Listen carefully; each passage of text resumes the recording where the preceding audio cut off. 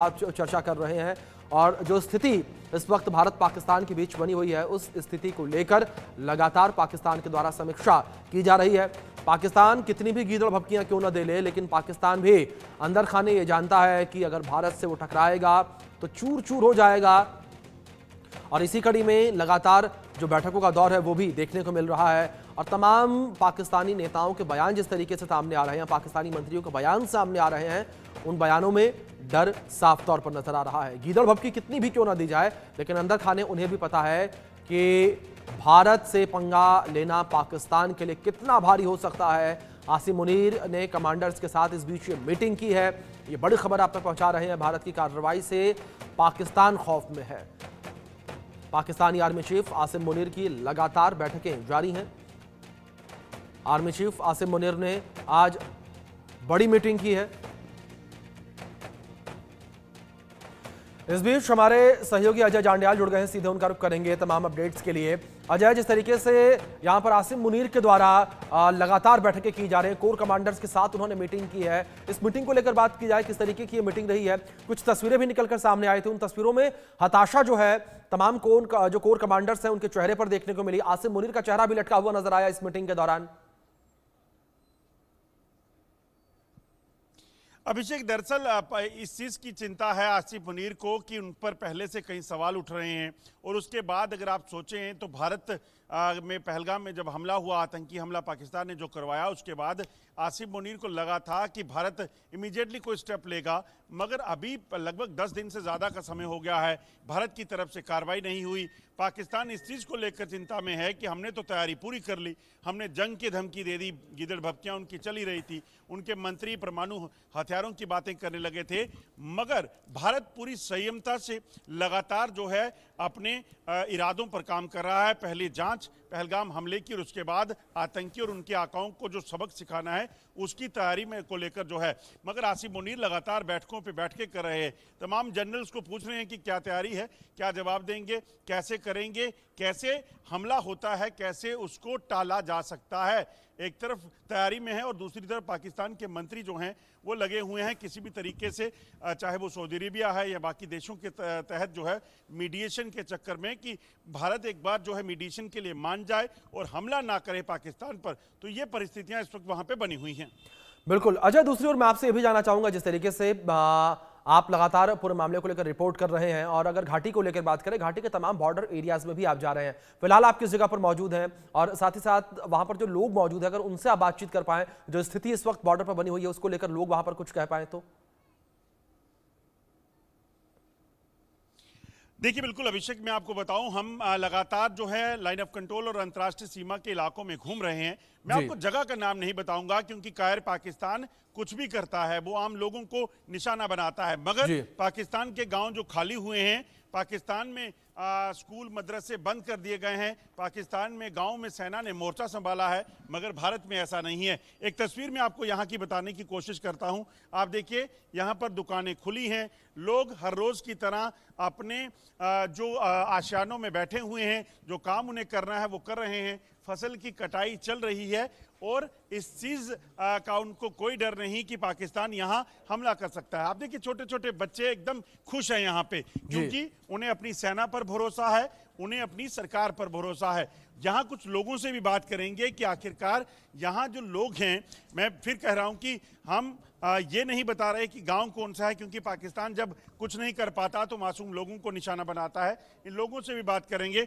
आपसे जानना चाहूँगा, ये जो इलाका है, मैं नाम नहीं पूछूंगा आपसे, ये बताइए कि यहाँ से बिल्कुल पास ही तो तारबंदी है, पाकिस्तान है, तो आपको डर नहीं लगता कि पाकिस्तान हमला कर सकता है, फायरिंग कर रहा है आजकल? तो सर, घर छोड़ के जाना भी कहाँ है, ठीक है, यहीं डटे रहेंगे, यहीं डटे रहेंगे, जीना मरना यहीं पे है, ठीक है।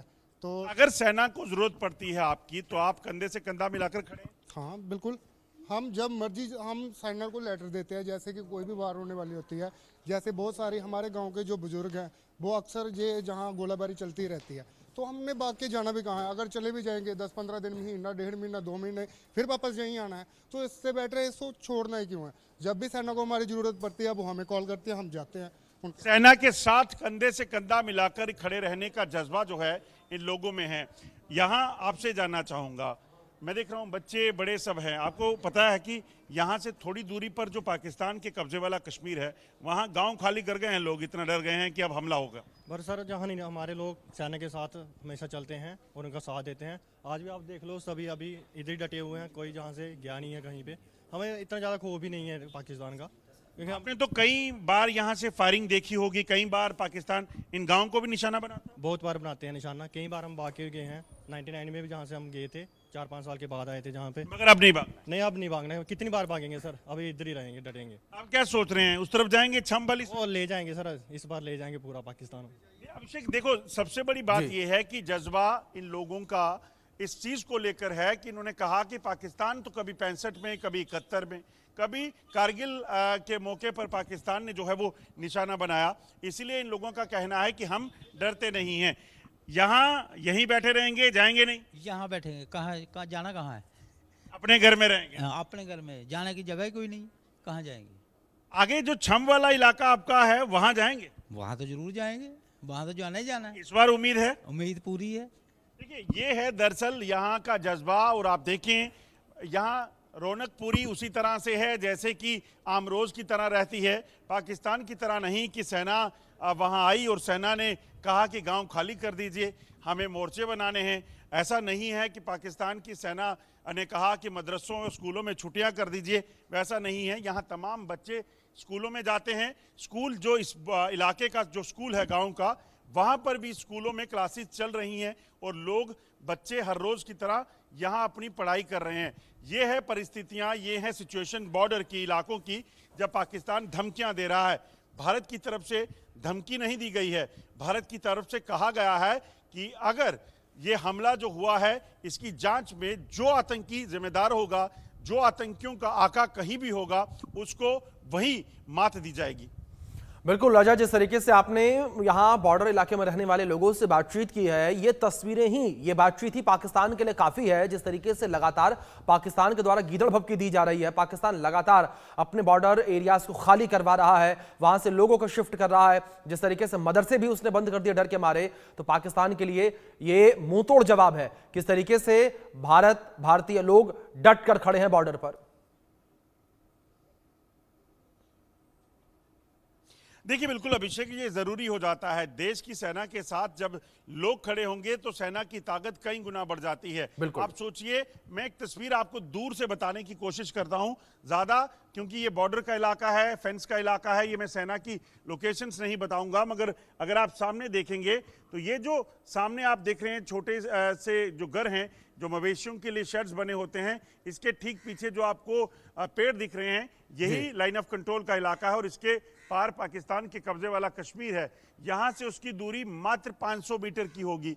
जब पाकिस्तान शेलिंग करता है तो पाकिस्तान की शेलिंग के चलते यहां कई तरह के नुकसान पाकिस्तान करने की कोशिश करता है। मगर जम्मू कश्मीर के रहने वाले ये जो लोग हैं, पाकिस्तान को के इरादों को, नापाक इरादों को नाकाम करने की इन्होंने जो ठान ली है, खासतौर पे जब कारगिल हुआ उसके बाद, जब इन्होंने देखा कि हर बार पाकिस्तान मासूम लोगों को निशाना बनाता है और हो सकता है कि पाकिस्तान की मंशा ये हो कि लोग पीछे चले जाएं, सेना असमर्थ हो जाए या सेना को लगे कि लोग पीछे नहीं खड़े हैं, क्योंकि यहाँ पर ज़्यादातर घुसपैठ करवाने का प्रयास होता है। सेना अगर अपने बंकरों में, अपने मोर्चों पर है तो उसके ठीक पीछे जो सेकंड लेयर है वो है इन लोगों की, जो लोग यहाँ पर बैठकर अब आम लोगों की सुरक्षा को, जो सेना के साथ कंधे से कंधा मिला के खड़े रहते हैं। अगर कोई घुसपैठ हो, कोई भी हरकत हो, तो ये लोग जो है तमाम जानकारियां सेना के साथ, सुरक्षा बलों के साथ साझा करते हैं। तो इसीलिए ये बड़ा अहम हो जाता है और इसीलिए लोग जो हैं इनका